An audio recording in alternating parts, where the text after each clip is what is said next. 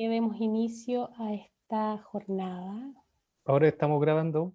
Perfecto. Entonces, primero que todo, agradecer la participación y el estar aquí. Y el estar aquí dispuesto, así como dijo Mariela, ¿cierto? Con el corazón abierto y la mente, ¿cierto?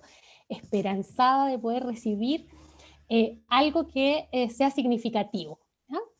Entonces, les saludo cordialmente y les doy la bienvenida a esta charla que da el inicio al segundo ciclo de charlas magistrales que hemos preparado desde la Unidad de Mejoramiento Docente, perteneciente a la Vicerrectoría Académica de la Universidad Tecnológica Metropolitana, y que buscan fortalecer las competencias docentes. Decidimos en esta oportunidad comenzar este ciclo de charlas con una temática que nos parece de gran relevancia para la educación y que además es atravesada por distintos discursos y que debemos tenerla presente en nuestro actuar, ya que implica una forma de habitar el mundo, vincularnos y encontrarnos en nuestras múltiples singularidades de aquellas que nos va a hablar hoy nuestro invitado, ¿cierto? Para ello contamos con un invitado de lujo, el teórico, ensayista y crítico educativo Aldo Ocampo González, especializado en teoría crítica de la educación inclusiva, quien orienta su trabajo a la comprensión de la interseccionalidad, la justicia educativa, la educación antirracista, las teorías postcoloniales, la filosofía de la diferencia y las metodologías emergentes de investigación. Él es creador de la epistemología de la educación inclusiva, un trabajo que es reconocido en diversos países y universidades de Latinoamérica. Además, es director fundador del Centro de Estudios Latinoamericanos de Educación Inclusiva, CELEI, primer centro de investigación creado en ALAC y Chile para el estudio teórico y metodológico de la educación inclusiva. Y hoy nos acompaña en esta charla titulada Pensar de otro modo la comprensión de la educación superior inclusiva, tensiones heurísticas y ontopolíticas, la cual nos sugiere desde su título una reflexión profunda. Y en ella se abordarán, en esta oportunidad, los principales nudos críticos que hoy enfrenta la educación superior inclusiva a partir de sus tensiones ontológicas, políticas y epistémicas. Para ello se revisará el problema epistemológico de la educación inclusiva y su relación con la política del presente, exigencias de mayores soportes de justicia para un todo múltiple que descentra la metáfora legada por Logos y el canon humanista clásico que fundan la matriz de binarismos, esencialismos. En superación de ello se reflexionará acerca de la fuerza de una política ontológica procesal, encargada de acercarnos a una comprensión multidimensional del ser atravesada por el materialismo encarnado, las singularidades múltiples y la neurodiversidad. Desde ahí se analizarán y aportarán algunas recomendaciones de carácter teórico-prácticas para entender cómo implementar todas estas demandas en los planos institucional, formativo, académico e investigativo de cada comunidad, contribuyendo, por supuesto, a mejorar el potencial crítico del trabajo al interior de las instituciones de educación superior. Entonces, dicho esto, y con esta invitación, yo le daré la palabra, ¿cierto?, a Aldo, primero agradeciéndole su gentileza, su apertura, esta posibilidad de conocernos, de poder trabajar juntos. Y en términos operativos, van a haber momentos durante la charla que se va a solicitar interacción, ¿ya? Para que ustedes puedan interactuar de manera inmediata con Aldo a través del chat, pero también yo voy a estar recogiendo a través del chat todas las preguntas que a ustedes les sugiera la charla de Aldo para poder hacérselas llegar al finalizar esta, ¿ya? Así que, sin más preámbulo y esperando que esto de verdad sea una contribución para nuestra responsabilidad, que es educar en la diversidad y en la inclusión. Así que Aldo, muchas gracias. Bueno, muchísimas gracias Lorena, ustedes me escuchan bien, ¿no es cierto? Bueno, quiero saludar a todos los compañeros, a todas las compañeras y a todos que están por allí y que nos están acompañando.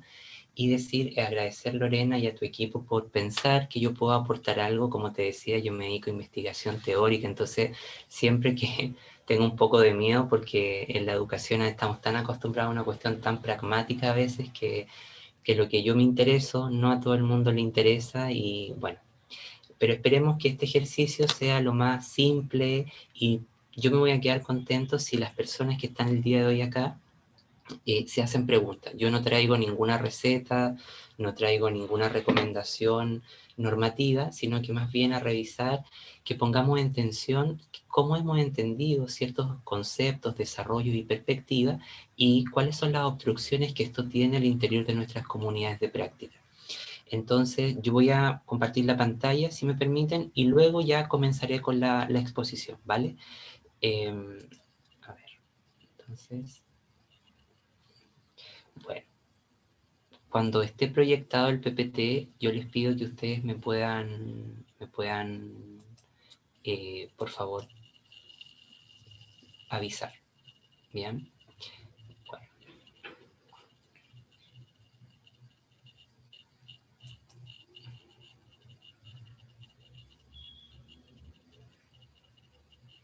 ahí sí.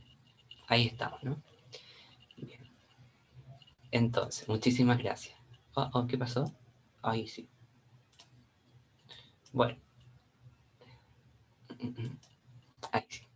Bueno, como les decía, estoy contento de esta invitación, y que Lorena y que una universidad pública haya pensado en poner estos temas, y sobre todo una universidad como la Metropolitana, que de alguna manera trabaja en las humanidades y en la ingeniería, ¿no? Y que tengan esta preocupación es muy bonito. Bueno, yo no sé si esta presentación vamos a poder responder a pensar de otro modo, pero vamos a hacer el ejercicio, ¿no? Bueno, ¿qué es lo que me interesa para el día de hoy compartir con ustedes? Fundamentalmente, lo primero es que podamos superar este mensaje de propaganda, este mensaje directo que abunda en los circuitos académicos, en la televisión, en las políticas públicas, para hablar de inclusión. Y dejar súper claro que cuando hablamos de educación inclusiva o de inclusión, no estamos hablando de educación especial. Estamos hablando de un mecanismo de fractura que va a afectar a lo político, a lo teórico, a las relaciones sociales, a los mecanismos de producción de subjetividad. Y en ese marco, entonces, yo quisiera que en un primer momento podamos revisar cuáles son estos nudos críticos fundamentales que hoy enfrenta la educación inclusiva, y particularmente a nivel de la educación superior, pero también que podamos revisar algunas consideraciones generales en un segundo momento para entender la educación inclusiva de carácter más oportuna, pensando las trayectorias de nuestros estudiantes, y finalmente cerrar con algunos cierres y tensiones de carácter proyectivo. Antes de avanzar en la presentación, yo quisiera dejar claro dos cuestiones que para efectos de esta presentación serán cruciales. Y la primera es que cuando hablamos de educación inclusiva no hablamos de educación especial. Esta fractura va a ser crucial porque va a constituir el principal fracaso cognitivo, el principal error de construcción en su conocimiento, que va a ser reproducido sistemáticamente, pero a su vez silenciosamente, en las políticas públicas, en la formación de nosotros los educadores y en las prácticas de investigación.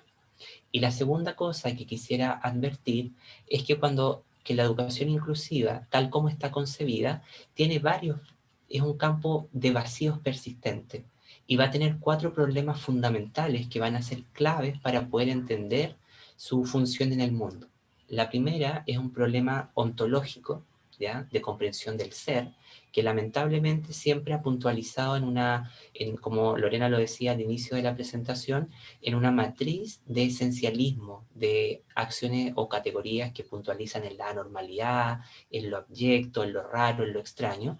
Y por otro lado, también vamos a considerar un segundo problema, que es un problema de carácter epistémico. Es decir, que este campo, a diferencia de muchos otros campos, no tiene una teoría clara y ha funcionado a nivel mundial más bien como una metáfora, ¿ya?, pero no con soportes investigativos, metodológicos. Y el tercer problema es justamente un problema metodológico, es decir, este campo no tiene metodologías y métodos de investigación propios, y va a tomar prestado muchos de los legados de la ciencia social. Y este problema del método no solo va a influir en las prácticas, en cómo hacer una investigación, sino que va a repercutir también en cómo formar a los profesionales y cómo articular la gramática de cada institución. Y el último problema fundamental que tiene es un problema en sus categorías de base, es decir, que todos los conceptos que hoy ocupamos para hablar de inclusión no tienen nada de relación con la educación inclusiva en su verdadera naturaleza. Es decir, la discapacidad, las adaptaciones curriculares, la necesidad educativa, no tienen relación con la real naturaleza del campo. ¿Sí? ¿Me van siguiendo bien o estoy muy enredado con este preámbulo? ¿Sí? Ahí ustedes me van contando. Bueno, lo principal es avanzar en esto. Bueno. Bien. Aquí yo quisiera que ustedes me ayuden a través del chat y que me puedan contar qué nos pasa cuando escuchamos las palabras sobre educación, universidad, política, presente y inclusión. ¿Qué cosas vienen a su mente? ¿Con qué imágenes aparecen en su cabeza? A ver, ¿qué me pueden contar a través del chat, por favor?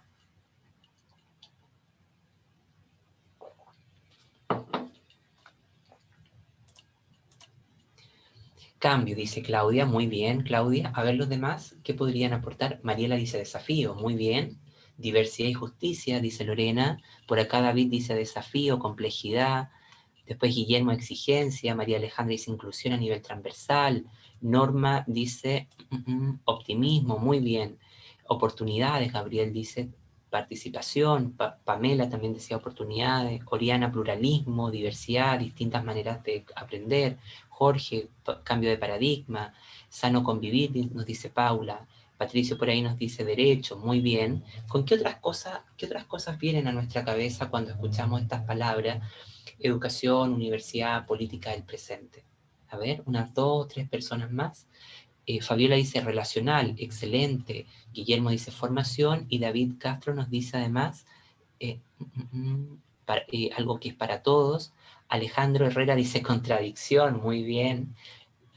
Claudia nos dice persona, excelente. Bueno, todos estos aportes que ustedes están diciendo tienen relación con el sentido finalístico que va a tener la inclusión a nivel teórico y político, ¿no? Yo no sé por qué razón, a pesar de que soy profesor de primaria formado, siempre me he resistido a pensar la idea de la inclusión como una práctica de asimilación o como una práctica de buenas intenciones o de compromisos individuales. Porque cuando pensamos cuál es la fuerza política o heurística que habría en el propio calificativo inclusiva, ¿no es verdad? Uno puede darse cuenta de varias cosas. Lo primero es darnos cuenta que el calificativo ha estado presente en muchos proyectos de conocimiento en resistencia, y digo en resistencia porque van a ser proyectos que van a emerger del postestructuralismo o de la irrupción del postestructuralismo, y como son el feminismo, la interseccionalidad, las prácticas decoloniales, la filosofía intercultural, la interculturalidad crítica, la poscolonialidad, los estudios de la subalternidad, incluso los estudios culturales o los estudios visuales, pero dentro de todos estos campos, este calificativo jamás fue llamado inclusivo. Incluso en los estudios queer, en los estudios sobre mujeres, en los estudios de género, este calificativo no ha estado presente sin esta denominación, sin llamarlo inclusivo. Pero ¿qué es lo que ha pasado? Que en todos estos proyectos de conocimiento en resistencia, ¿por qué son en resistencia? Porque nos permiten, en primer lugar, ellos van a producir un conocimiento que va a interrogar sistemáticamente cómo los argumentos vigentes van a establecer o no alianzas imperceptibles con la desigualdad. Y tal como está concebido el discurso de la política pública o el discurso mainstream, que es el que más circula en el mundo, hace un anudamiento para que la desigualdad y el status quo se mantenga, y eso se traduce en prácticas de acomodación. Pero lo singular de este calificativo es que cuando, incluso en el trabajo social también figura, este calificativo ha estado presente en múltiples de estos campos, pero no ha sido llamado inclusivo, pero sí tiene las mismas luchas. Entonces, en ese sentido, la inclusión tiene que ver con dos cuestiones medulares desde mi posición teórica y política, que tienen que ver con producir una nueva subjetividad, nuevas formas de relacionamiento social. y afectivo, pero también producir nuevas subjetividades. Y estos son dos elementos cruciales para un sistema de redefinición cultural, político y como una compañera decía en el chat, relacional. Porque la inclusión es un fenómeno eminentemente relacional, no es una práctica de compensación de desigualdades que nos lleva a entender la diversidad como un índice de asimilación. Bueno, todas estas cuestiones ahora las empezamos a ver. La primera idea con la que yo quisiera comenzar mi intervención es sosteniendo que las instituciones de educación superior, y este mandato va a ser transversal para todos los niveles educativos, es que todos los sistemas educativos y la universidad enfrenta el imperativo ético de convertirse en un espacio de esperanza para todos los estudiantes. Y esa idea de totalidad de los estudiantes va a romper con la razón o con el logos occidental que viene a ser, no quiero que después digan, pucha, a este tipo le gusta hablar raro, pero va a romper con esta idea del logos, esta razón occidental céntrica, que va a marginar a una serie de identidades que vamos a denominar desdenes ontológicos, es decir, una multiplicidad infinita de identidades culturales, afectivas, relacionales, políticas, etcétera, que producto de la modernidad van a habitar una gran frontera y van a quedar marginados de esta comprensión hegemónica, normativa, mayoritaria. En ese sentido, cuando pensamos la institución de educación superior como un espacio de esperanza, lo primero que tendríamos que pensar es que el concepto de totalidad ya no va a adscribirse a un todos cerrados, a los todos clásicos de Hegel, Durkheim y Marx, que es donde se funda la política occidental, que son los todos hegelianos, marxianos, que es dar a todos lo mismo, que es lo que Sheila Benjamin va a denominar un otro generalizado. Y eso es lo que tenemos. Y eso va a devenir en una esquizofrenia persistente desde la filosofía política, sobre todo lo que llega a la investigación educativa, para preguntarse permanentemente acerca de un sujeto en alteridad, pero una alteridad siempre cerrada, especular, como va a decir Braidiotti desde los estudios de feminismo, un otro que va a ser entendido como un otro, pero no en potencia, ¿sí? Es lo que ella llama en la potesta, es decir, un otro que está inferiorizado a partir de su identidad, de su adscripción a un grupo cultural. Esta idea de la alteridad entendida como un atributo negativo, como ausencia de reciprocidad o como una alteridad especular, nos va a llevar entonces a un problema fundamental en el sistema mundo que habitamos, que se llama el problema ontológico de los grupos sociales. Este problema ontológico de los grupos sociales es el que funda la inclusión que más conocemos y que genera una práctica dual entre los que están incluidos y los que están excluidos. Y este problema ontológico se va a reproducir preeminentemente en las políticas educativas a través de un efecto multicategórico o políticas de cuoteo. Es decir, el problema ontológico de los grupos sociales es cuando mi atributo, mi identidad, mi adscripción a un grupo cultural se convierte asume un significado negativo. Por ejemplo, ser negro, ser homosexual, ser trans, ser indígena, ser mujer, o aquellas identidades que no estando en estas grandes diferencias universales, también no se condicen con la estructura mayoritaria, ¿no? Que se ha dicho de paso, esa relación entre lo mayoritario y lo minoritario son propias de una ficción eurocéntrica, porque lo correcto es entender que las minorías son mayoría en el mundo, ¿sí? Y esa ficción eurocéntrica, como dice Aptar Bra desde los estudios de la diáspora, va a ser clave para entender que cuando nosotros, el argumento también se posiciona y dice que, bueno, la inclusión son todos los que están en el centro y todos los que habitan los márgenes están excluidos. Eso es ficticio, es una ficción eurocéntrica, porque los procesos de inclusión no son dialectales, en la dialéctica hegeliana, dentro, fuera, chico, grande, gordo, flaco, incluido, excluido, bueno, malo. Esa es la dialéctica hegeliana, sino que los procesos de inclusión, tal como decía una compañera, son relacionales, son multinivel y van a afectar a toda la población en grados o en matices diferentes, ¿no? Bueno, en ese punto, y para cerrar esta lámina, también sería interesante que el espacio de esperanza se materializa cuando creamos un espacio que es capaz de albergar a todos los estudiantes, pero acorde a lo que cada uno de esos estudiantes necesita, ¿no? Y esto implica invertir el orden de funcionamiento de la gramática escolar. Esto va a asumir dos tránsitos fundamentales a mi modo de ver. Un primer tránsito que es de carácter ontológico, en el sentido de asumir una política afirmativa con el presente, especialmente un salto comprensivo, como ya veíamos, que va desde el sustancialismo, desde este enfoque patológico, minoritario, segregador, ¿no es verdad?, a una política ontológica procesal, como diría Braidiotti, o como me gusta afirmar a mí, molecular, centrada en las múltiples singularidades, ¿no? ¿Y qué es lo correcto? Porque el ser es múltiple, nosotros como seres humanos somos múltiples, pero a su vez somos únicos. En esta sala de Zoom hay hombres y mujeres, que son las formas canónicas de definirnos. Pero no hay una forma, no hay ningún hombre, ninguna mujer que es igual al otro. Son formas de variación permanentes que irrumpen en el espacio. Y eso es lo que es lo bonito de la singularidad, porque la singularidad es la única que evita la cosificación del ser, la única que evita atrapar al ser en cuestiones, en etiqueta, en categoría o en sistemas de diferenciación. Por eso, el imperativo ético va a interrogar este sistema de vacancia ética, porque la inclusión tiene una vacancia ética, ¿no?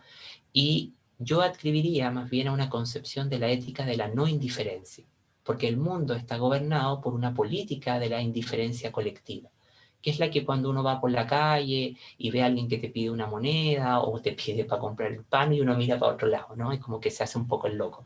Bueno, esa es la política rectora de la indiferencia colectiva, y aquí tendríamos que pensar entonces cómo los proyectos institucionales o de carrera de cada universidad van a estar permeados por esta ética de la no indiferencia. En ese marco, entonces, la inclusión, como la estamos intentando concebir, se produce un recambio en las unidades de significación y de legibilidad sobre lo que vamos a entender como alteridad, ¿no? Y como yo ya decía, la alteridad ha estado entendida siempre como un otro, distinto a mí, ¿no es verdad? Pero siempre especular, como una alteridad restrictiva, como una alteridad atravesada por atributos negativos sobre su identidad. Y lo correcto es asumir un devenir, una identidad que está en permanente devenir, es decir, un sujeto que está atravesado por el devenir permanente. Y a eso en filosofía se llama materialismo subjetivo, es decir, cómo el ser no está atrapado en un conjunto de categorías, de criterios, sino que va avanzando acorde al resultado con la historia, las relaciones políticas, lo afectivo, lo pasional, ¿no? Bueno, entonces yo quisiera que ahora ustedes puedan observar estas dos imágenes que están acá y por el chat me puedan contar, perdón, por el chat me puedan contar qué les produce la primera imagen, esta que está acá en blanco y negro, y la segunda imagen, ¿sí? A ver, ¿qué les produce cuando, qué nos pasa cuando vemos esas imágenes, ¿no? Entonces, ¿qué nos sugieren ambas? Claudia nos dice, por un lado, uniformidad, muy bien. ¿Qué otras cosas podemos ver en ambas imágenes? A ver. Susto y caos, dice Claudio, perfecto. ¿Qué más podemos ver? Orden y caos, perfecto, dice Jorge. ¿Qué otras cosas nos sugieren estas imágenes? Asimilación, dice Guillermo, muy bien. En la primera sugiere formas sin almas oprimidas, perfecto, dice Lorena. ¿Qué más nos sugieren estas imágenes? Oscuridad y claridad, muy bien. Bueno, todo lo que ustedes están aportando es muy correcto. La primera, que es la en blanco y negro, podemos decir que está la práctica, es la práctica convencional, el argumento teórico más conocido sobre inclusión, que se va a centrar en esta matriz de individualismo-esencialismo, que se va a traducir, ¿no es verdad?, en que si tengo un estudiante sordo-ciego, voy y compro la tecnología y parece que el problema está resuelto. O pongo una rampa, o un ascensor, o sistemas aumentativos de comunicación. Eso nos va a llevar a nosotros a entender que la diversidad se constituye como un índice de asimilación y nos lleva a una práctica de asimilación y acomodación. Es decir, incluimos muchas veces a lo mismo que termina excluyendo a múltiples colectivos en su paso por el sistema educativo. Mientras que en la segunda aparece lo que Gilles Deleuze va a denominar el principio de heterogénesis, es decir, donde de lo diverso se encuentra. Y eso va a ser clave para entender a nivel teórico y ontológico lo que es la educación inclusiva, porque el espacio social está regulado por elementos que son diversos de lo diverso, ¿sí? Como ya veíamos, y este va a ser uno de los principios clave para hablar de las múltiples singularidades, ¿no? Y esta nos va a llevar entonces a una práctica de transformación, como denomina Fraser, que sería una práctica de reinvención de las estructuras de funcionamiento del mundo. Quiero dejar sumamente claro que cuando hablamos de inclusión, la inclusión no es un problema pedagógico, la inclusión es un problema estructural y relacional. Yo disfruto definiéndolo de esta manera porque cuando lo entendemos como un problema estructural y relacional, entendemos que si el sistema social tiene reglas de funcionamiento institucionalizadas que hacen que sea neoliberal, segregador, asimilacionista, excluyente, etcétera, por consecuencia el sistema educativo va a tener estas características, porque lo que pasa es que estas reglas de funcionamiento institucional van a condicionar el desarrollo del sistema educativo en sus grandes anudamientos. Por lo tanto, nosotros, si seguimos pensando a la inversa, cambiar la escuela para cambiar el funcionamiento estructural, esa metáfora al día de hoy se ha demostrado que no logra intervenir, porque de alguna manera el sistema educativo queda configurado en sus engranajes por estas reglas de funcionamiento social. Entonces, de alguna manera, en la medida en que no intervengamos estas reglas de funcionamiento, todo esto que estamos conversando va a sonar siempre como algo utópico o algo, o netamente una bola teórica o política, ¿no? Bueno, y eso es muy importante. Y en un segunda dimensión, podríamos entender que todo lo que más conocemos está en esta práctica de asimilación, ¿sí? Y mientras cuando pensamos el espacio educativo a partir de las reglas de funcionamiento de la sociedad y de las múltiples singularidades, nos vamos a interesar entonces en crear otra gramática educativa, ¿no? Digo gramática, otro espacio, otro formato educativo. Entonces ahora me gustaría que ustedes me dijeran con cuál de estos conceptos se quedan, con la diversidad, con la diferencia o con las múltiples singularidades. Antes de que me cuenten con cuál se van a casar, yo quisiera advertir que tanto la diversidad como la diferencia tienen el mismo efecto. Es decir, ambas son dos caras de la misma moneda. Tanto la diversidad como la diferencia, en su sentido positivo, nos ayudan a conocer la potencia del ser, pero en su sentido negativo nos llevan a las prácticas de diferenciación. Mientras que la singularidad escapa a estas dos formas y solamente se centra en rescatar el sentido único del ser, pero un ser que irrumpe en el espacio. Bien, bueno. Ahora sí, uno de los principales propósitos cuando nosotros hablamos de educación inclusiva y lo posicionamos desde el argumento crítico, ¿no es verdad? Es que la inclusión no va a buscar, como ya estábamos diciendo, asimilar personas, grupos, etcétera, sino que va a buscar movilizar nuevas formas de aprender, de pensar la escuela, la universidad, el aprendizaje, la infancia, la evaluación, la diferencia, la singularidad. Todas estas cosas van a aglutinarse en que la inclusión busca movilizar las fronteras, es decir, crear otra escuela y otra universidad. Por eso he insistido tanto en esta idea de transformar la gramática institucional. Y yo ocupo esta palabra otra, no en un sentido eufemístico, sino que en otra forma de buscar, ¿no es verdad?, de alterar el orden conocido. Por ello, la educación inclusiva en cualquiera de los niveles educativos se va a proponer imaginar los futuros de la educación, ¿ya? Y esta tarea no es menor y nos va a conllevar entonces a pensar dos acciones cruciales para lograr estos futuros. Primero, lograr una empatía pedagógica y también agudizar el tacto y la creatividad. Si sumamos estas dos dimensiones, queridos compañeros, podríamos entonces lograr la creación de otras coordenadas de alteridad, y que esto es lo que necesitamos al interior de nuestras estructuras universitarias. Por coordenadas de alteridad entiendo los espacios, las acciones, todo lo que va a permitir garantizar que nuestros estudiantes puedan progresar. Por ello, como institución, cada institución debiese formular nuevas preguntas críticas y pensar a través de ellas con imaginación y empatía. Y esto es lo que en el momento actual nosotros estamos débiles como sociedad, ¿no? Que es justamente recuperar la imaginación pedagógica y epistémica para entrar en esa inmensidad de mundos que habitan el sistema educativo, ¿sí? Porque en la universidad uno tiene un montón de mundos, de trayectoria, es un espacio de confluencia contingente. Bueno, entonces, lo que sigue a continuación, voy a tratar de referirme de la mejor manera a qué hay más allá de la educación inclusiva cuando la pensamos por fuera de la educación especial, ¿no?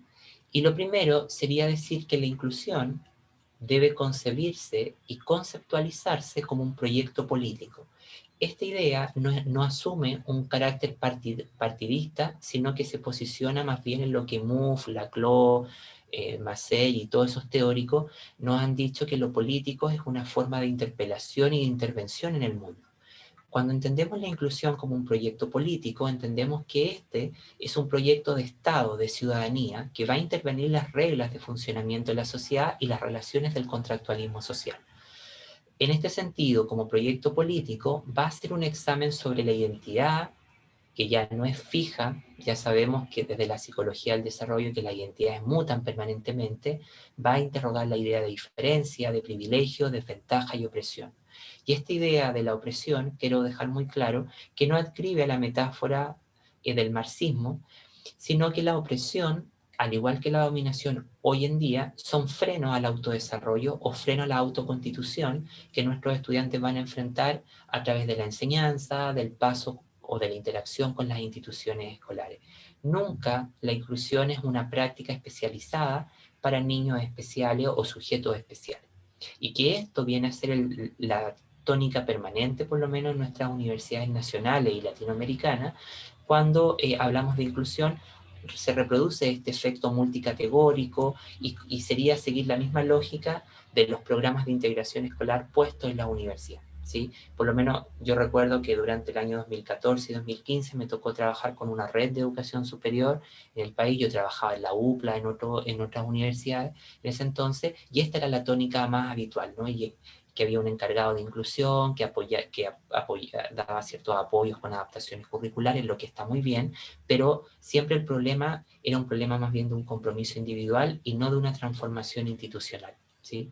Bueno, en ese marco entonces cabría entender un primer argumento, que la educación especial, si bien es una forma de inclusión, la inclusión no constituye una forma de lo especial. Se va a convertir entonces en un mecanismo de transformación del mundo y del sistema educativo, una fractura. Un segundo argumento nos va a decir entonces que cuando la educación inclusiva se confunde con la educación especial, se impone una falsa política de transformación. La inclusión nada tiene que ver con las necesidades educativas especiales, más bien trata de hacer frente y emitir un dictamen con el lado maloliente del sistema educativo, que es la exclusión. Y el tercer argumento nos dice que no sabemos con exactitud qué es la educación inclusiva. Esto yo lo denomino en mis trabajos como índice de singularidad. Es decir, todos los campos tienen un índice de singularidad, que es la identidad científica, y que uno le pregunta a un investigador, a un profesional, ¿qué es tal cosa? Y te saben explicar a ciencia cierta. Pero cuando nosotros hablamos con investigadores que tienen décadas en esto, o teóricos que han hecho un aporte insustantivo, nadie sabe definir a ciencia cierta qué es la educación inclusiva. Y ese es un punto llamativo en la constitución de sus contornos definitorios. Bueno, si ustedes se fijan, queridos compañeros, en estas imágenes que están acá, aquí hay una pregunta medular que la investigación y la política educativa ha sabido sortear, y que nos dice, en primer lugar, si la educación inclusiva no es educación especial, ¿qué es entonces? Y a mí me gusta definirla más bien como una lucha contra el fracaso, la exclusión, y que se constituya como un proyecto político. Y esto, como proyecto político, denme un segundito, por favor. Como proyecto político, nos va a permitir a nosotros recuperar que en el espacio escolar habitan múltiples identidades que son contrarias a los mapas abstractos del desarrollo, es decir, a las explicaciones heredadas por la psicología, ¿sí? Y esto nos va a permitir darnos cuenta que esta inclusión, como está concebida, hace una complicidad con la desigualdad cuando nos dice que exclusivamente la inclusión tiene que ver con grupos indígenas o con personas con discapacidad o de la diversidad sexual. Cuando uno hace un análisis historiográfico de este campo, nos damos cuenta que el sujeto de la discapacidad se constituye en su principal reduccionismo y que por muchas décadas las discusiones sobre la diversidad sexual, con todos los matices que eso tiene, fueron históricamente excluidos del argumento que la UNESCO, la UNICEF o la investigación hablaba sobre quiénes eran los sujetos de la inclusión. Pero yo les pregunto, ¿faltan sujetos? ¿Faltan personas, ciudadanos, estudiantes que están en el sistema educativo y que van a experimentar también situaciones de desigualdad, de freno al autodesarrollo? Si nosotros nos damos cuenta en esta imagen, por supuesto que quedan por fuera millones de otros estudiantes cuyas diferencias no son tan visibles como esta. ¿Qué tiene además de singular estas imágenes?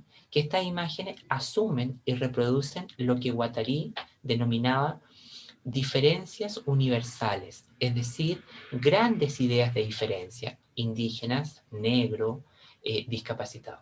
Pero cuando nosotros nos damos cuenta, esas diferencias que son universales también tienen un gran espectro de variación dentro de cada colectividad. En ese marco, entonces, todos estos argumentos están generando una especie de edipización, es decir, como una especie de complejo de Edipo entre la relación entre la educación inclusiva y la educación especial. Lo que hoy día tenemos es un atrapamiento que hace la educación especial sobre el sentido de lo inclusivo. Y eso hace que muchas veces proliferen distintos tipos de argumentos y que pareciera que poniendo el calificativo a todo, el tema está resuelto. Por eso me gusta a mí sostener que la educación inclusiva nada va a compartir con la educación especial. Si bien pueden ser términos que pueden ser construidos mutuamente, esta singular modalidad de relacionamiento va a imponer cadenas, ¿no es verdad?, de herencias que atrapan y subyugan la emergencia del verdadero rostro y voz de lo inclusivo. Al imponer la condición soberana de lo especial, nos enfrentamos al fallo genealógico más evidente que yo ya les comentaba, ¿no? Un campo vacante y una disputa heurística caliente, algo que no se ha sabido resolver, ¿sí? Por consiguiente, la educación inclusiva se presenta como una noción imprecisa, vaga, elástica y muchas veces se convierte en un argumento colonial que va a ser un argumento creado en el sur, en el norte global, Europa principalmente, y transferido al sur global, América, África y Asia, sin mayores mediaciones culturales y contextuales, que es lo que ha pasado fundamentalmente. Por ello, la educación inclusiva es una noción vaga, imprecisa y elástica, y sus contornos pueden ser flexibles, ¿no es verdad?, inaugurando una constelación de diversos recursos.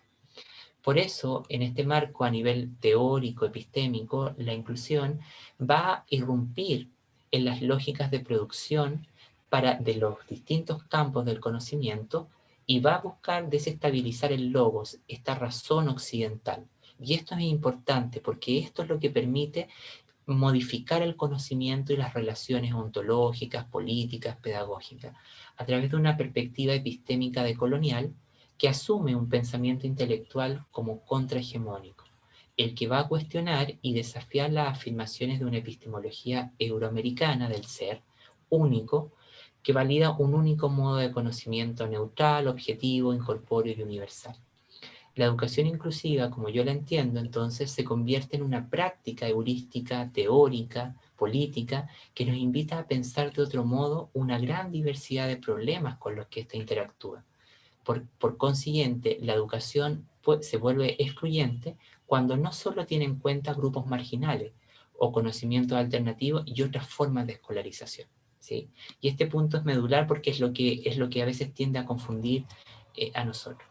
Bueno, en este marco, entonces, nosotros debiésemos asumir en nuestras instituciones una política ontológica que vaya más allá del sustancialismo, porque las formas conocidas del efecto multicategórico puntualizan en el humanismo clásico, en una idea de hombre blanco, fuerte, inteligente, heterosexual, católico, europeo, ¿no es verdad? Y todo lo que queda por fuera de esta expresión queda marginado, ¿no? Entonces, en ese marco podríamos recuperar una idea para construir nuestra política curricular más cercana a la idea de las múltiples singularidades, es decir, de múltiples seres únicos y irrepetibles, pero que irrumpen el espacio y que derriban estas concepciones impuestas. Esta concepción de ser, no me voy a leer todo esto, sí, para no darles la lata, pero en el fondo lo que quiero decir es que en la educación inclusiva, en el primer cuadrito, está el problema, la visión opresiva y esencializadora, mientras que en la segunda aparece como más bien algunas de sus características críticas. En la primera, podríamos ver que algunos argumentos vigentes la convierten o describen algunas funciones de carácter opresiva o esencialista, cuando ésta se entiende de un punto de vista crítico y funcionalista, ¿no es verdad? Y vuelve a puntualizar en el problema del individualismo metodológico, es decir, si tengo un chico con síndrome de Down, le pongo tal cosa, o la rampa, que son cuestiones súper necesarias, pero no se reduce exclusivamente a eso, ¿no? Por otro lado, cuando está sujeta a una invasión positivista o tiene una visión más bien tecnológica de poner netamente recursos, ¿no es verdad? Y los sujetos en esta visión esencialista emergen a través de categorías. Y eso es lo que pasa, que estas categorías delimitan el espectro de acción de nuestro sujeto en el plano educativo, ¿sí? Y en ello entonces terminan las diferencias volviéndose esencializadoras y objetivizando las ideas de igualdad, justicia y democracia. Mientras que en el plano de una inclusión más crítica, obviamente va a surgir de las demandas de múltiples movimientos sociales críticos, va a surgir del centro crítico de la multiplicidad, y esto es importante porque todos los conceptos con los que la inclusión hoy día ensambla su discurso hacen que se traicione en sí misma, porque no tiene que ver con las necesidades educativas, con las adaptaciones, con las discapacidades exclusivamente. Todo eso le importa, pero cuando uno piensa de dónde surgen los conceptos epistemológicos de la inclusión, surgen de la categoría multiplicidad. Es decir, de la multiplicidad como categoría surge el concepto de alteridad, otredad, diversidad, heterogeneidad, etcétera, ¿no? Y también que la inclusión justamente entiende que las diferencias son inherentes al ser humano y rechaza las medidas ficticias de comparación entre los grupos, que también es algo inherente a nuestras políticas institucionales y educativas, pero por otro lado asume una política de transformación del mundo. Y eso es interesante, ¿no? Una política de fractura, de interpelación. Y entiende un énfasis relacional en la comprensión de las múltiples desigualdades, ¿sí? Por eso nosotros desde el CELEI hablamos más bien de un enfoque relacional para entender las desigualdades más que categorial, ¿sí? Un segundo salto, queridos colegas, tiene que ver con el salto desde lo epistémico. Lo que hoy día conocemos como argumentos teóricos no son otra cosa que argumentos legados por la educación especial y muchas leyes o decretos tomados como teoría. Y eso es un punto crítico porque cuando examinamos la inclusión nos damos cuenta que la inclusión tiene una peculiaridad, que no puede ser delimitado su objeto en los paradigmas de ninguna disciplina. Y esto hace que sea un objeto viajero. Por eso que aquí ustedes pueden ver un centro de dispersión, ¿no es verdad? Por lo tanto, esto hace que se convierta en una epistemología neomaterialista, en un saber que cambia con las interacciones, los diálogos que tiene con distintas teorías, métodos, conceptos, ¿sí? Y por eso, para que ustedes me entiendan bien esta idea, la educación inclusiva debemos entenderla como un proyecto intelectual que construye una estrategia de resistencia epistémica, es decir, una micropolítica, que analiza cómo determinados cuerpos de conocimiento se colocan al servicio de la dominación, ¿sí? Y esto va a ser fundamental porque nos va a permitir ver cómo el conocimiento influencia las relaciones sociales, afectivas, culturales y de poder. Cuando nosotros entendemos la inclusión como un proyecto de resistencia epistémica, somos conscientes que muchos de los argumentos vigentes y de las exigencias del sistema educativo reproducen el status quo, reproducen todo lo que tiene que ver con las desigualdades, ¿sí? Entonces, de alguna manera, aquí hay una cuestión más interesante de poder interpelar la constitución del argumento. Y también esta imagen nos da a nosotros una idea de que la inclusión no tiene nada que ver en su génesis con la educación especial, como se ha planteado, sino que tiene múltiples enredos genealógicos. Es decir, esta tiene múltiples raíces de donde surge, como yo ya decía. Va va a compartir, por ejemplo, con el feminismo la idea del antihumanismo, es decir, de la ruptura de las categorías, ¿no? Va a tomar prestado también parte de la interseccionalidad, de las teorías postcoloniales, de la interculturalidad, de la filosofía de la diferencia. Es decir, la inclusión es algo que cruza todos los campos del conocimiento, ¿no? Y por ello en su ensamblaje teórico toma prestado distintas categorías, herramientas, discursos que vienen de distintos campos de conocimientos críticos y va a ensamblar algo que no le pertenece a ninguno de ellos, es decir, crea algo completamente nuevo. Es como que uno me tira todos estos aportes en una juguera, le pone batir, se bate y genera algo completamente nuevo, ¿no? Y eso es lo interesante de la inclusión. Hoy día nosotros en educación vivimos un momento poscrítico, que es el momento preocupado por las diferencias, por las identidades sexuales, por la raza, por el género, pero la inclusión nace de eso, pero forma otro paradigma, que yo no sé cómo llamarlo, postcrítico, metacrítico, no sé, pero genera otra cuestión nueva, ¿sí? Y aquí está la idea que yo les decía hace unos segundos, que la inclusión no puede ser definida en los paradigmas de ninguna disciplina en particular. Por eso que quise poner esta imagen, ¿no es verdad? Que estas rejitas de alambre serían las disciplinas o la geografía, y la propia enredadera sería la inclusión, pues algo que va más allá, que los desborda, ¿sí? Y bueno, también la educación inclusiva construye nuevos relacionamientos, ¿no es verdad? Y modos de convivir. Y este punto es medular para la gramática universitaria y sobre todo societal, y también construye otras formas de afecto y modos de subjetivación desconocidas. Siempre nosotros tenemos que interrogarnos que cuando incluimos supuestamente a alguien en la universidad, ¿qué pasa a nivel psíquico de esa persona con esta acción? Y también qué pasa en el sentir de la propia comunidad, ¿sí? Esas son dos cuestiones que nos permitirían, van a ser cruciales. Por eso, para cerrar esta parte, yo quisiera leer esta cita que dice: la educación inclusiva apela a nuestra capacidad de reconocer y comprender la mecánica de la exclusión. ¿Cómo funciona esto? Nos invita a trabajar poco a poco hacia nuestra propia reconstrucción y la de nuestros enfoques de la educación coherente con las demandas y las poblaciones cambiantes de nuestros tiempos. Esta cita sintetiza de mejor manera todo lo que yo he estado conversando o intentado comunicarles de la mejor manera, que la inclusión va a formar un saber en permanente movimiento. Y esto es interesante, porque los problemas educativos, ¿no es verdad?, pasa que crecen, pero nunca se atacan desde su raíz. Y eso pasa porque las teorías avanzan igual de rápido que los fenómenos. Entonces, cuando uno despierta a comprender un fenómeno con ciertos marcos teóricos, a veces hay una cierta distancia entre ellos, ¿no? Y por eso, para ya sintetizar esta primera parte, la inclusión se entiende entonces para mí como una empresa creativa y radical, como una táctica, una aspiración, una declaración de valor. Y eso nos lleva o nos invita persistentemente a que busquemos formas de entender la exclusión desde la perspectiva de quienes son devaluados y convertidos en marginales o excedentes por la cultura dominante presente en la escuela o en la universidad. Porque hay que entender que este ideal de universidad o de que todo el mundo vaya a la universidad es un ideal de la alta cultura. Y hay que entender que el 90% de las personas que pasan por la universidad tienen otras agencias culturales que chocan y hacen muchas veces que chocan con la cultura institucionalizada y que hacen que los estudiantes fracasen. No es un problema de competencias cognitivas exclusivamente, sino que es un problema de destinos sociales, ¿sí? Y eso es interesante bajo mi punto de vista.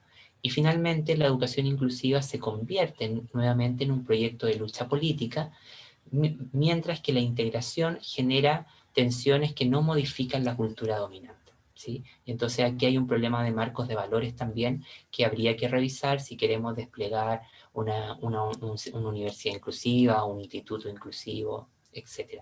Que sea dicho de paso, el calificativo inclusiva lo único que hace es justamente hacer recuperar acciones inherentes de la educación, porque es inherente y éticamente correcto que un profesor, por ejemplo, o un docente abra oportunidades, invite a sus estudiantes a ir más allá, ¿no es verdad? Eso no son acciones de un profesor inclusivo como equívocamente se reproducen a veces en congresos o en charlas, etc. ¿Sí? Entonces aquí hay tres preguntas que yo en mi trayectoria investigativa jamás he podido responder Y si ustedes lo pueden hacer, yo les doy un premio y todo lo demás, pero estas preguntas son medulares porque nos invitan en un proyecto educativo justamente a poder interrogar nuestro proyecto estratégico de universidad, nuestro plan de formación, incluido en qué están nuestros estudiantes, excluidos de qué y excluidos por quién. Y yo quisiera decir que con todo lo que ha estado pasando en Chile y en otros países de Latinoamérica, que conozco bien de cerca, muchas veces hay mucha sobrerepresentación ideológica, pero que poco se logra justamente responder a estas tres preguntas. Cuando un proyecto educativo crítico y consciente en una institución se interroga en torno a estas preguntas, es mucho más fácil entender cómo se producen las múltiples desigualdades que afectan a las trayectorias subjetiva, biográfica y formativa de nuestros estudiantes. Esto es lo primero que tenemos que responder, ¿sí? Porque para un poco transitar hacia un proyecto de transformación, que yo creo que es lo que a todos nosotros nos interesa. Estas tres preguntas, queridos compañeros, nos van a llevar entonces a interrogarnos sobre el problema del poder y sus múltiples modalidades. Y el problema del poder no tiene que ver con que los ricos quieren oprimir a los pobres o nos quieren oprimir a nosotros, ciudadanos comunes y corrientes, sino que nosotros nos oprimimos entre nosotros mismos muchas veces. Y ahí está la idea de la pedagogía del oprimido en Freire, por ejemplo. Y además nos va a exigir un análisis sobre la interseccionalidad. Y yo creo que una universidad debiese, cuando abre sus puertas a la inclusión, debiese examinar todos sus procesos a través de la interseccionalidad. Es decir, que son formas de pensar en y a través del poder, su papel con su naturaleza y con las transformaciones sociales, subjetivas, la identidad. Y esta idea de pensar los problemas de nuestros estudiantes desde la interseccionalidad nos va a llevar a entender que las nociones de clase, raza, género van a generar un tipo específico de relación con el poder que va a ser producida y ejercida a través de múltiples prácticas o microprácticas, que son microinteracciones donde nosotros habitamos, y que ahí es donde se vive la inclusión, ¿sí? Porque la inclusión es un filosofema, es algo que se vive cuando uno va a comprar el pan, cuando uno barre la calle, cuando está en la micro, etc. Para los que no son de Chile, la micro es el autobús. ¿Ya?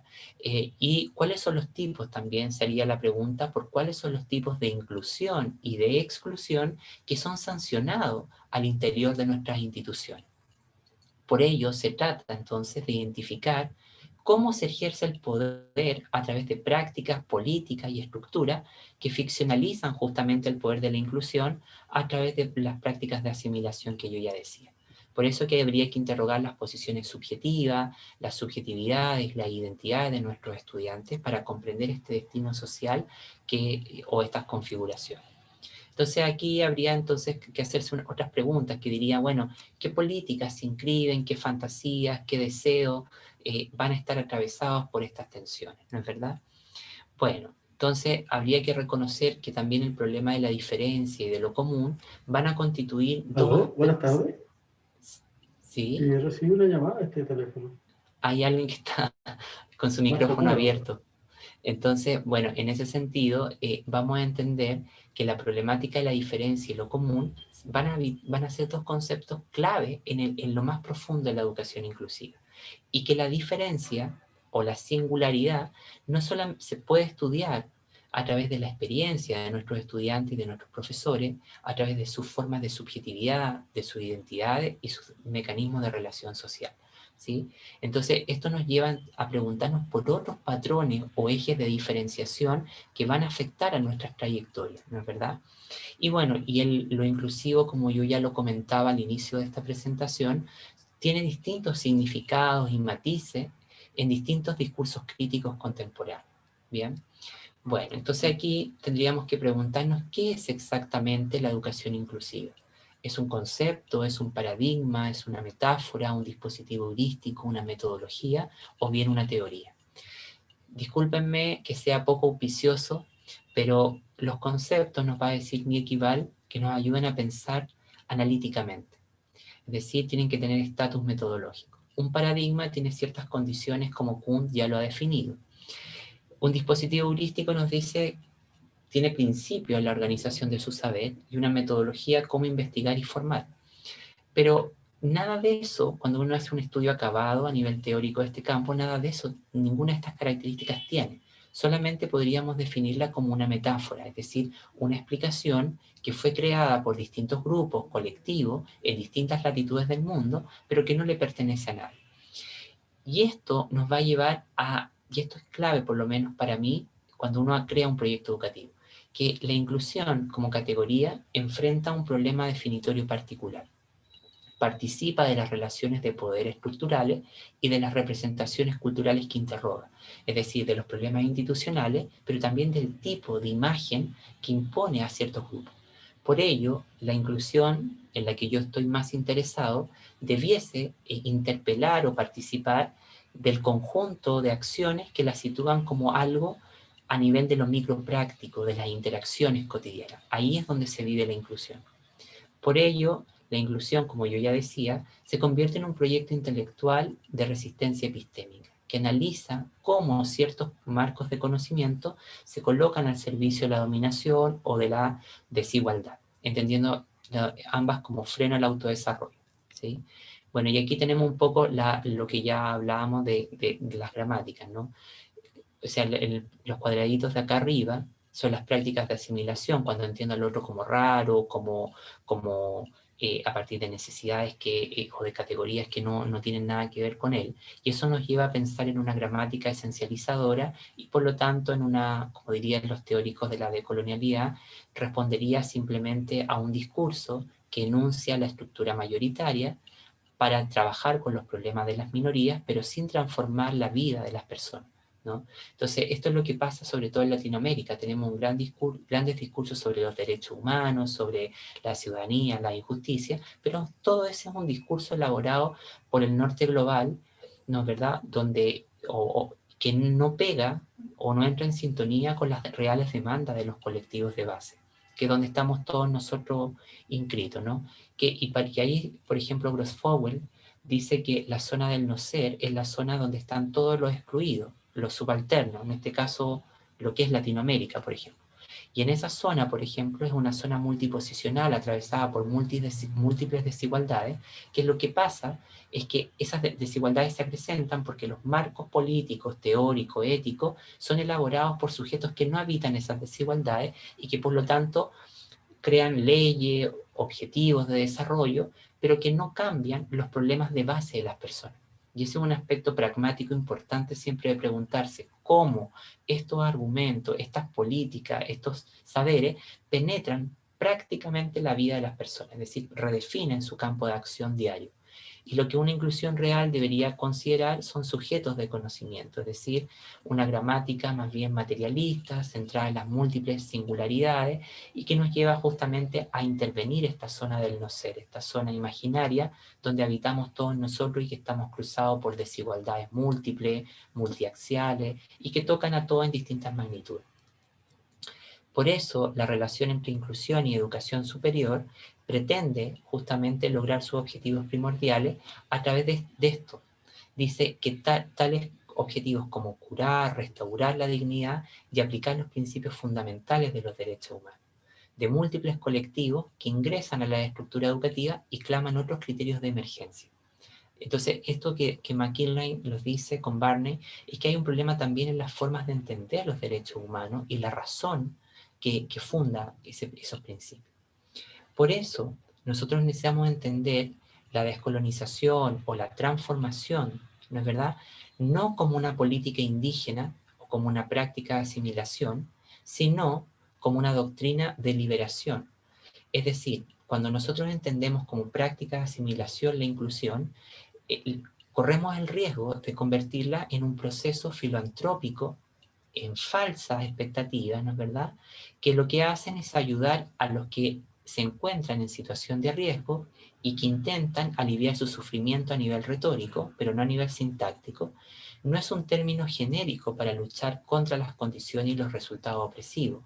En el más amplio paraguas de la justicia social puede haber espacio para todos estos esfuerzos, pero nada de esto es ni inclusión, ni descolonización, ni transformación, ¿sí? Entonces, aquí también hay un aspecto ético interesante, por lo menos, de poder conceptualizar. Y en ese marco, entonces, nosotros podríamos, bueno, esto ya yo lo he enunciado, entender que un proyecto educativo al interior de las comunidades universitarias debe justamente superar esta figuración ontológica, concepción del ser, en la que se jerarquiza el ser, o que se deviene en las propuestas de educación superior como sistemas de cuota, ¿no es verdad? En efecto, lo que habría que considerar es que esta figuración categorial hizo posible la distinción entre órdenes jerárquicos del ser, clasificándolos como más avanzados o más próximos al ideal civilizatorio o a la cultura occidental y al prototipo de ser humano impulsado por esta, un hombre blanco, heterosexual, cristiano, propietario, por sintetizar algunos de sus atributos más significativos. Y todo lo que queda por fuera de ella es lo que justamente es lo que son las luchas por la inclusión, la justicia, es decir, el gran espectro de ciudadanos, de personas que fueron marginados producto de este argumento modernista, ¿no es verdad? Como diría Dussel o Quijano, etcétera, ¿no? Y aquí en esta imagen, entonces, porque ya creo que estamos en el tiempo, en esta imagen nosotros podemos darnos cuenta de que están las grandes diferencias universales, es decir, el ser negro, el ser indígena, discapacitado, es decir, formas de entender a la diferencia de formas homogéneas, ¿no? Y que ayudizan a este efecto multicategorial. Por ello, una política universitaria debiese puntualizar en el valor distributivo, donde nos ponemos al servicio del pluralismo y la multiplicidad. Es decir, mientras que, y se va a oponer al valor colectivo, donde está la totalidad y la universalidad, que es el momento actual que tenemos en nuestros sistemas sociales y educativos, ¿sí? Por eso, yo quisiera ya cerrar con esto, decir que la inclusión se basa en el principio, que es la medida de todas las cosas en el mundo contemporáneo. Por tanto, es una compleja praxis, pensamiento y filosofía que toma en cuenta todas las necesidades y situaciones de las múltiples singularidades. Es una forma de lectura profunda sobre los signos de nuestro presente. Ambas premisas pueden operar a nivel teórico de forma mucho más productiva para pensar los problemas del mundo que habitamos. Por eso, la escuela y la educación superior deben constituirse en un espacio de esperanza y resistencia que busca hacerse cargo de estas múltiples desdenes ontológicos, de estas formas expulsadas, ¿no? Que han sido expulsadas por el logocentrismo, y recuperar aquí una idea de Freire, de que todos nuestros proyectos educativos sean un inédito viable, es decir, algo que no conocemos, pero que es viable en su esencia. Y eso es lo que permite recuperar otras formas de hacer educación, otras formas de irrumpir o luchar contra el status quo de la gramática institucional, ¿sí? Bien. Entonces, bueno, no sé cómo estoy en el tiempo, Lorena, si me regalas 2 minutitos. Por supuesto, por ¿Sí? supuesto. Es que no los quiero aburrir porque yo sé que soy, pero entonces, gracias por esos 2 minutos. Entonces, lo que quisiera entonces finalizar es con algunas implicancias de todo esto ya más concretas para la educación superior. Lo primero es pensar que el espacio de la educación superior es dinámico y es móvil, como esta imagen que ustedes pueden ver acá. Se puede definir entonces como un diagrama de relaciones transitivas, ¿no es verdad?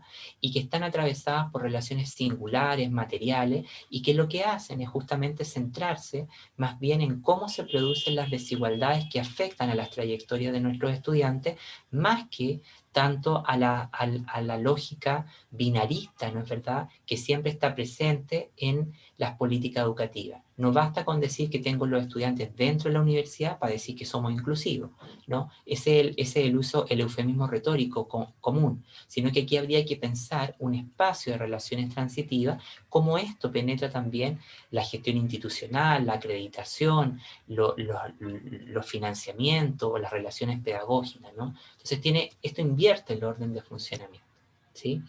Y bueno, y también un proyecto educativo en esta materia asume como principal argumento que la inclusión se convierte en una controvertida nueva mirada a la democracia. Y recordar que las universidades siempre en su discurso se definen como espacios de pluralismo, pero son profundos espacios de reaccionario, no son espacios tan de pluralismo. Y esto lleva a deconstruir esa mirada sobre la democracia, entendiendo que opera en una sociedad multicultural que considera los ideales de inclusión y exclusión política y recomienda formas de participar en la política democrática de una manera más inclusiva. Los procesos de debate y toma de decisiones suelen marginar a individuos y a grupos, porque las normas de la discusión política están sesgadas en contra de algunas formas de expresión. La inclusión reconstruye los conceptos de sociedad civil y de esfera pública, y esto es fundamental sobre todo para la UTEM, que es una universidad pública, como la promulgación de otras formas plurales de comunicación entre los ciudadanos que se debaten en sociedades a gran escala. Por eso la obra de Young, ¿no es verdad?, va a analizar a fondo todas estas cuestiones de raza, clase, género, en los procesos democráticos y en las interacciones sociales y pedagógicas. Todo esto que están acá, como la zona del no ser, del ser, los grupos dominantes, la singularidad, el autodesarrollo, la pluralidad, van a ser conceptos centrales para poder ensamblar una política universitaria que camine hacia un proyecto de transformación y hacia un proyecto crítico comprometido con sus principales actores. Bien, como yo suelo ser un poco fome, no quiero aburrirlos y voy a cerrar con esto, que todo proyecto de intelectual o de inclusión tiene que justamente interrogarse por cuáles son los problemas materiales y intersubjetivos que viven nuestros estudiantes que recibimos en el interior de nuestra comunidad académica. Y que todas estas variables, como el idioma, el estado civil, la religión, la salud, la identidad, el estatus económico, la orientación sexual, la educación, la edad, etcétera, van a ser variables que se van a superponer en sus trayectorias y van a condicionar el tipo de destino social que nuestros estudiantes van a adquirir. Me voy a despedir solamente aclarando que el destino social es el conjunto o es el resultado de todo el proceso formativo que uno tiene en la universidad. Cuando nosotros a los estudiantes les metemos y les abrimos el mundo, les preparamos un destino social mucho más agudo. Es decir, les dotamos de herramientas para intervenir en la ciudadanía. Cuando eso no pasa, el destino social es más flaquito y obviamente hay menos oportunidades sociales. Y finalmente recordar que la inclusión no es una práctica de asimilación, sino que es una práctica ciudadana. Si uno no entiende el tránsito, inclusión y ciudadanía, todo esto fracasa, ¿sí? Bueno, eso es lo que tenía para compartir con ustedes. Muchísimas gracias por su atención. Espero haberles aportado algo y si no, pucha, les pido mil disculpas. Aldo, agradecerte profundamente. Estamos a tiempo, tenemos todavía 20 minutos para poder resolver algunas preguntas y comentarios que nos han hecho llegar a propósito de tu presentación. Yo creo que, por lo menos desde mi parte, yo te quiero agradecer profundamente que hayas aceptado esta invitación. Creo que en principio nos podemos quedar, por lo menos yo me quedo con dos elementos fundamentales. El primero, este problema epistemológico, que uno lo ve en distintas esferas, de confundir o asociar que la inclusión es un problema o es un tema asociado a la educación especial. Por ende, no me toca, tiene que ver con otro ámbito. Creo que eso es un elemento esencial para poder empezar a mirar estos procesos inclusivos y exclusivos desde también una mirada política, porque no la podemos desprender desde ahí. Y por otra parte, también poder repensarse estas estructuras que están construidas desde esa alteridad que tú la mencionas como esta alteridad restrictiva, o que Scliar menciona como alteridad eficiente, y poder salir de esa perspectiva. Así que muy agradecida y te voy a compartir algunas reflexiones y preguntas que nos han hecho para que las puedas responder. Tenemos Gabriel Parra, que nos dice que desde el punto de vista de las políticas públicas, ¿cómo se podría articular la inclusión educativa con la masificación y la calidad de la oferta académica en la educación superior? ¿Quieres que le contestemos al tiro a Gabriel? ¿Sí? ¿Te parece que vamos respondiendo al tiro? Ya, súper. Mira, yo en un minuto te voy a pedir que me recuperes algo de la pregunta porque para ir... Yo creo que lo importante de lo que pregunta Gabriel es que hay dos cosas contrapuestas bajo mi posición ahí. No es que Gabriel lo contraponga, sino que en cómo funcionamos en el mundo, ¿ya? Por un lado, cuando pensamos en la masificación, justamente estamos respondiendo a esta idea de los todos colectivos, que es la idea de justicia universal, ¿es verdad? Llegar a todos como sean, ¿ya? Entonces, pareciera que esa idea es la que funda la concepción que Tomayetti dice el derecho a la educación, que es dar a todos acceso, y por ley en Latinoamérica y en Chile todas las personas están obligadas, por ejemplo, a pasar por la escuela, no por la universidad como tal. Entonces, en ese plano, por ejemplo, yo me resisto a pensar que la masificación va a ser un buen aliado de la inclusión. ¿Por qué? Porque de alguna manera nosotros, no por incluir, vamos a justamente a dar cualquier cosa a cualquier colectivo. Y eso es lo que tenemos, por ejemplo, universidades para distintas clases sociales, por ejemplo, ¿no? Entonces tenemos universidades donde la gente paga mucho y tienen una pésima formación, ¿no es verdad? Y eso está archidemostrado por algunos investigadores chilenos. Sin embargo, ahí yo vería que hay un problema de diseño estructural del sistema educativo, ¿no? Porque lo que tenemos son como fractura en las transiciones. Entonces, por ejemplo, cuando el niño sale de párvulo, ingresa a básica, hay una fractura, pero son modelos que están disociados. Y lo que pasa en el sistema educativo es que estas transiciones no están previamente definidas.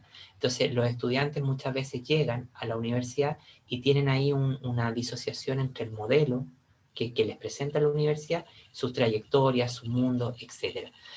No sé qué otra parte de la pregunta, Lorena, está para responderle de mejor manera al compañero. Si me puedes ayudar, por fin. Tienes tu micrófono silenciado. Lo siento, ahora sí. Dice, ¿cómo se podría articular la inclusión educativa con la masificación y la calidad de la oferta académica en educación superior? Por lo tanto, toca esos dos temas, la calidad por una parte y la masificación. Sí, yo por un lado, bueno, disculpa Gabriel, pero yo siempre me he puesto a pensar en el concepto de calidad porque creo que volvemos a atornillar con la idea de el modelo como está instituido, ¿ya?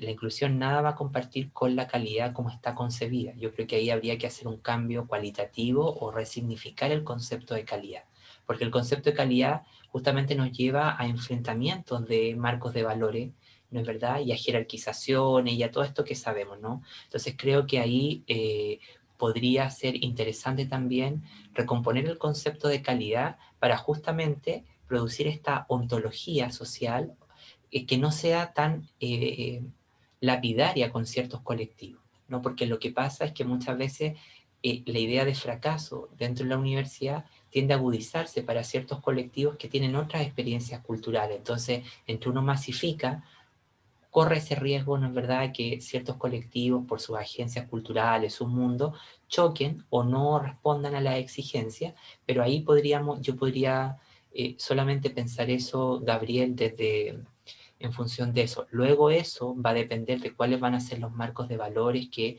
van a estar presentes en tu departamento, en tu carrera, que van a ser fundamentales para poder evaluar esa calidad. Pero yo creo que habría que romper con esa idea de que inclusión y masificación, porque ahí hay un problema perverso del sistema como está concebido. Entonces yo veo que ahí hay que intervenir algo en la morfología de ese sistema, como está pensado, ¿no? Capaz que ni te responda, pero eso puedo aportar de momento.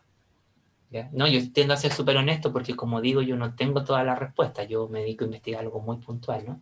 Muchas gracias, Aldo. Sigo con las preguntas y de Guillermo Toro nos dice, los sistemas de acreditación que son determinantes para la existencia y autonomía de las universidades exigen una homogeneización en los perfiles de egreso considerados como la promesa pública que hace una institución de educación superior. Mientras no salgamos de ese paradigma, va a ser muy difícil que nos convirtamos en un espacio más diverso. O sea, en el fondo, Guillermo comparte una reflexión, más que una pregunta, entiendo. ¿Cierto, Guillermo? No sé si... Sí, yo quisiera aportarle algo a Guillermo, que me parece, quiero agradecerle la pregunta, para el aporte que Guillermo pone. Disculpa que te haya interrumpido, Guillermo. Dale nomás. Si quieres... No, te decía que eso es una reflexión. Yo veo que estamos atrapados en un paradigma que es muy difícil salir de él. Sí, porque mira, ¿por qué te agradezco esto que pones ahí? Porque cuando Patricia Hill Collins, que es una de las teóricas de la interseccionalidad, a quien yo tuve la fortuna de que me concediera una entrevista para pensar eso, ya que está publicada lamentablemente en inglés, en el lenguaje del imperialismo, pero bueno, es su lengua, ella de alguna manera dice que el error persistente que tenemos en Latinoamérica es entender la educación pública como una cuestión netamente monetaria, es decir, fin al lucro. Y la educación pública tiene cuestiones mucho más de peso que tienen que ver con la democracia, la raza, las estructuras sociales. Y en nuestro país, estos problemas son netamente populistas. Entonces nosotros estamos atrapados en arenas movedizas sobre esos temas, que va a ser muy difícil poder salir y poder resignificarlo. De hecho, la ley de inclusión que tenemos en el país es un chiste.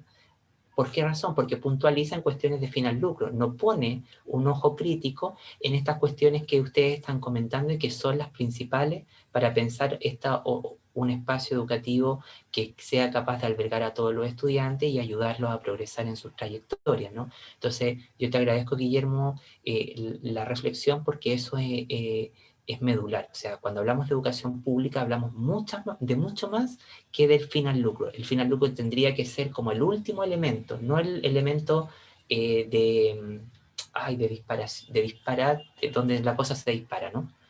Así que te agradezco el comentario. Voy a seguir porque tenemos hartos comentarios que creo que sería bueno que pudiéramos leerlos todos para... Fabiola nos hace un comentario, también una reflexión, pero la voy a leer para poder compartirla con todas y todos. Dice: la disparidad, la diferencia es ontológica en la comunidad, sociedad, al estar en relación, o como le queramos llamar, a nuestra vida misma, que siempre es relacional. Estas solo son tergiversadas por los intereses puestos dentro del marco patriarcal, en que precisamente se considera el sujeto solipsista, masculino, como el neutro universal, jerarquizando diferencias que están lejos de ser cuantitativas y medidas de valor. Exacto, y esto que nos dice Fabiola, ¿no? Fabiola es la que nos aporta eso. Gracias, Fabiola, porque eso es fundamental. Es decir, cuando nosotros nos posicionamos desde esa mirada, es justamente podemos dar cuenta que los argumentos vigentes son los que nos hacen perdernos en esta resignificación de los sujetos, de las personas, y eso está muy arraigado en la cultura académica, por ejemplo. Entonces es importante poner estas cosas al debate, pero al debate con cuestiones que pongan en tensión la estructura formativa, relacionales, etc. Por eso yo enfaticé tanto que esto es una práctica de transformación, un proyecto político, una práctica relacional, no una cuestión de asimilación, ¿no? Entonces ahí, cuando nos posicionamos en esas tres dimensiones, todo lo que Fabiola dice hace que emerja otra arquitectura. Muchas gracias, a ver. Muchas gracias, Aldo. Continúo entonces, y por acá Jorge nos pregunta: ¿hay pruebas que indiquen que este tipo de educación genere mejores profesionales? ¿Qué impedimentos existen hoy en día para que una persona pueda entrar a la universidad? O sea, siendo muy objetivo, no hay ninguna evidencia empírica que demuestre a nivel de la educación superior que planteando la educación inclusiva vamos a sacar mejores profesionales. Eso, ahí hay una discusión más bien sobre los campos disciplinares, es decir, cómo funcionan las disciplinas del trabajo social, la ingeniería, etcétera, ¿no es verdad? Esas son discusiones más bien. Y ahí, por ejemplo, habría que pensar la naturaleza de esas disciplinas justamente para orquestar un proceso educativo o formativo que fuera más coherente con esas demandas del mundo, etc. Pero lo que sí es cierto que al plantearse la universidad bajo el valor o el plus de la inclusión, permite justamente transformar todo su aparataje institucional y hacer que ese aparataje, porque es una declaración académica, una declaración institucional, que va a obligar a sus comunidades, a sus departamentos, a sus facultades, a trabajar en torno a eso. Entonces eso invierte todo el orden de desarrollo, pero no hay ninguna investigación que en el contexto de la educación superior demuestre. Lo que más hay es sobre experiencias de sensibilización, experiencias que demuestran cuáles son las grandes desigualdades, ¿no es verdad? Pero ahí también hay un problema, que esas grandes desigualdades tienden a veces a ser como objetivistas y no tan situadas sobre lo que los colectivos viven. Entonces, yo más bien sugeriría ahí como así, no sé si todavía se hace, pero cuando yo daba clases en pregrado o posgrado acá, se hacía mucho una caracterización de los estudiantes. Entonces, esa caracterización, más que decir de qué comuna vienen, que un dato más bien que uno lo toma en la ficha, podríamos decir entonces, bueno, cuáles son estas múltiples desigualdades que van a afectar a la trayectoria formativa de los estudiantes, ¿no? Y ahí, por ejemplo, uno tiene que ver, bueno, qué tipo de prácticas están enfrentados, y esos correlatos yo veo que son más bien síntomas de poder ir demostrando cuán efectivo es esto, pero aquí más que declarar si el tipo de educación, aquí hay una cuestión que tiene que ver con una responsabilidad ética de la institución, que es de ampliar oportunidades a nuestros estudiantes, ¿no? Y pensando que en Chile y en Latinoamérica no hay movilidad de clase, nosotros formamos a las mismas personas en nuestra clase social. Entonces tenemos además esa misma responsabilidad ética de brindarle un escenario cultural mucho más amplio, ¿sí? Entonces, bueno, por lo menos para mí eso muy preliminarmente serían algunas cosas sustanciales. Muchas gracias, Aldo. Seguimos con Mariela Ferrada, que nos señala: Aldo, ¿podrías darnos algunas claves para que, como docentes, en lo personal, pudiésemos trabajar en lo que llamaste la propia reconstrucción, para situarnos mejor en acompañar el diseño respetuoso del destino social que ofrecemos desde nuestras cátedras a nuestros estudiantes? Gracias, Mariela. Mira, yo creo que no sé si te puedo dar claves, pero voy a intentar lo que a mí me es más significativo, ¿ya? Lo primero, yo creo que tenemos que romper esa visión preestablecida que tenemos muchas veces sobre nuestros estudiantes, ¿ya? Yo como profesor, cuando daba clase a niños y después a los no tan niños, la verdad, siempre no tiendo a hacerme ideas sobre quiénes son mis estudiantes. Cuando uno hace eso en un plano relacional, puedes redescubrir al sujeto pedagógico que tienes enfrente, ¿ya? No me importa si vienen de La Pintana, de La Reina, de La Florida, de Puente Alto. Lo único que uno tiene que ver es que hay sujetos ahí que tienen ciertas capacidades. Y eso va a ser medular porque te va a permitir a ti entonces llevar a tus estudiantes a un plano de desarrollo superior, pero siempre atendiendo a lo que ellos son capaces de hacer. Porque el efecto contrario es que ellos muchas veces uno quiere llevarlos a mucho, pero frustra a esos estudiantes, ¿no es verdad? Entonces creo que en primer lugar hay que ecologizar nuestro sistema mental, cognitivo, de ver a los sujetos y no poner limitaciones como las que a veces nosotros pudimos tener cuando estudiábamos, por ejemplo, ¿no es verdad?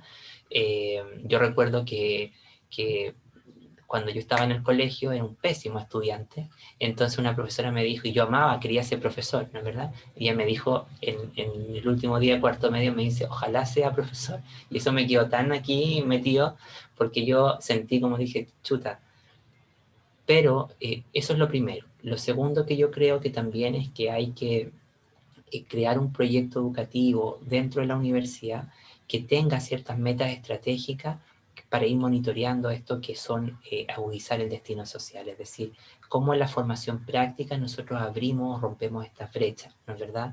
Cómo con el trabajo con la comunidad, creo que va por ahí. Y también a nivel curricular, yo creo, y esto sí yo tengo datos empíricos de un proyecto que me tocó acompañar a una universidad X en este país, que era el modelo de enseñanza para la comprensión, y que justamente a través de ese modelo se pensaban las disciplinas, ¿ya?, de formación.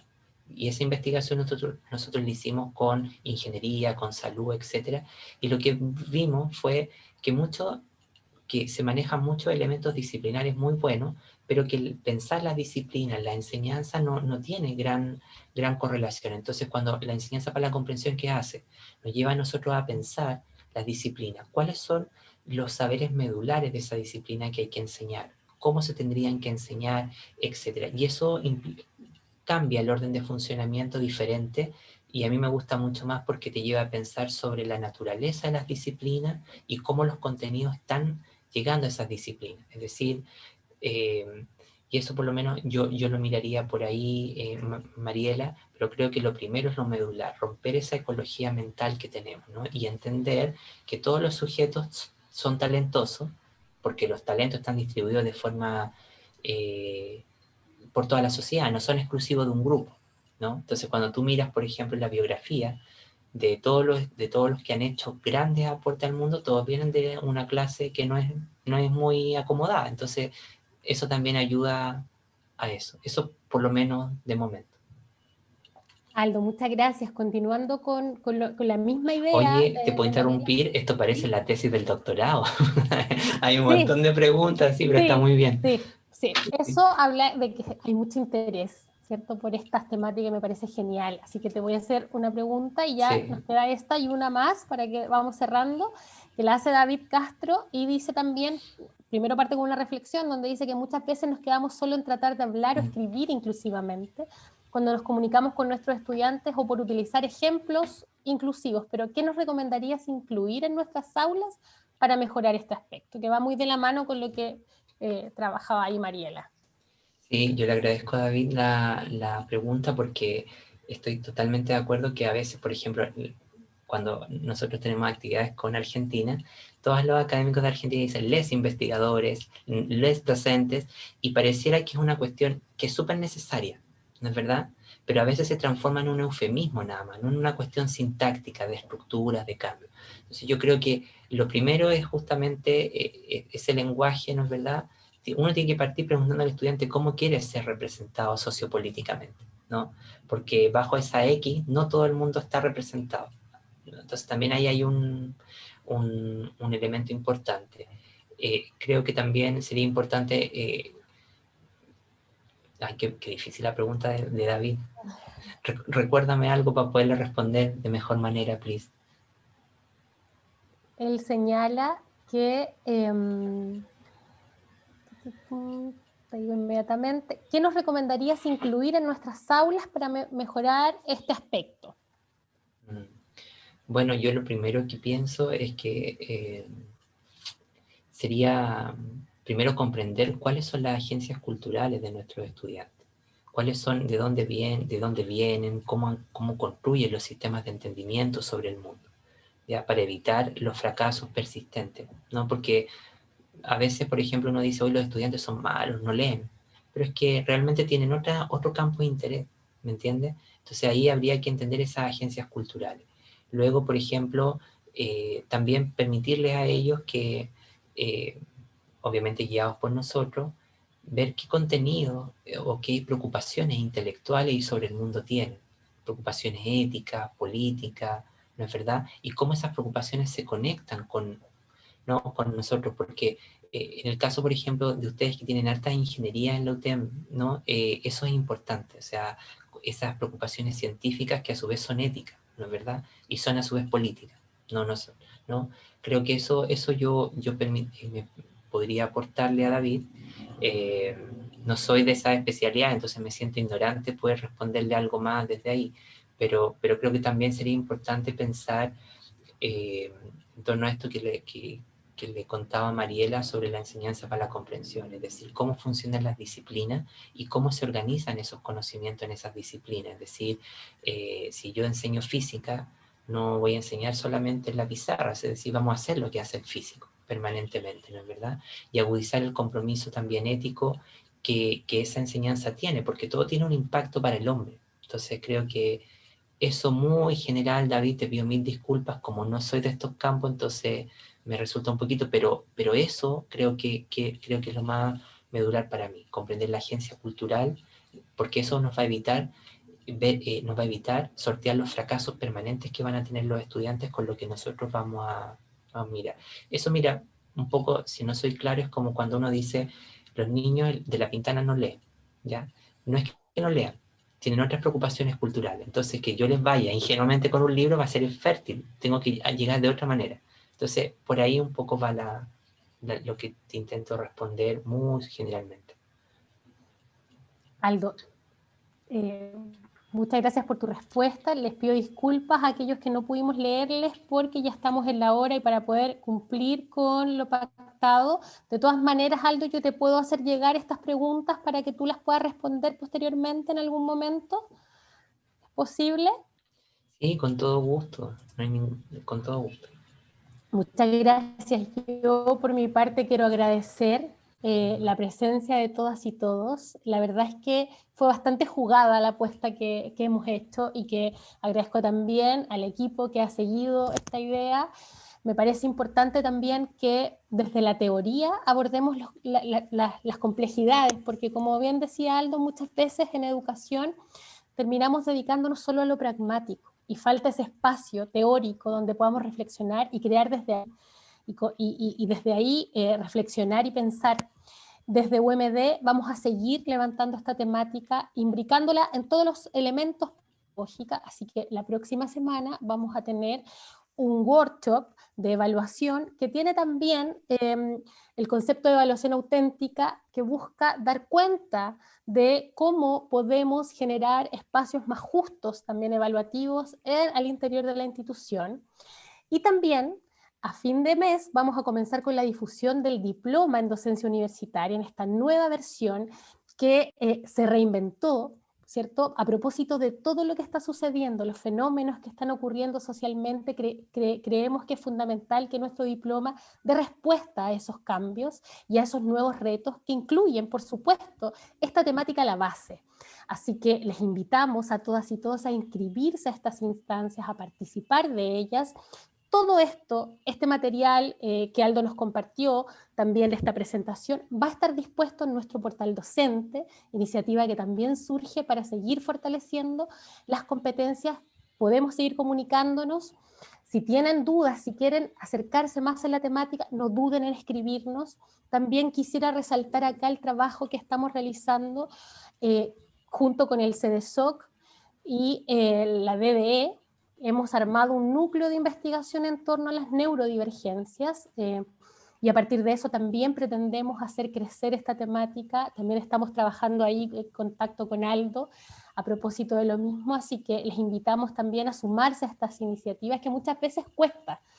El año pasado hicimos algunas, tuvimos muy poca presencia, yo ahora estoy feliz de la presencia que hubo, del interés que se expresó, así que el agradecimiento es a todas y todos, y especialmente a Aldo por la disposición a trabajar, a conocernos, a comentar, a compartir estas experiencias. No sé si Aldo quieres decir algo.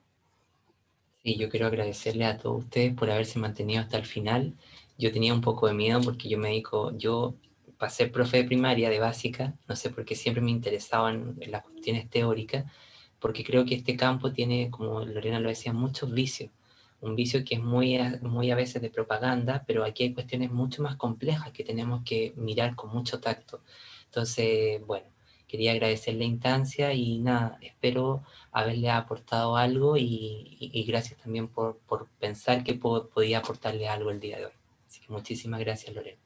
Muchas gracias a ti, Aldo. Que nos vemos a disfrutar esta maravillosa lluvia que viene a limpiar un poco todo este ambiente y este ciclo. Que tengan buena semana, que estén muy bien, muchas gracias, y recuerden persistir en esto. Vamos transmitiendo el mensaje, esa es la idea. Gracias, nos vemos. Nos vemos. Chao, gracias por todo. Chao, que estén muy bien. Chao a todos y todas. Chao, muchas gracias. Gracias, Aldo. Gracias, alcancé a llegar. Muchas gracias. Gracias a todos. Muy interesante. Qué bueno, Vero. Entonces, Vero, saludos. Saludos.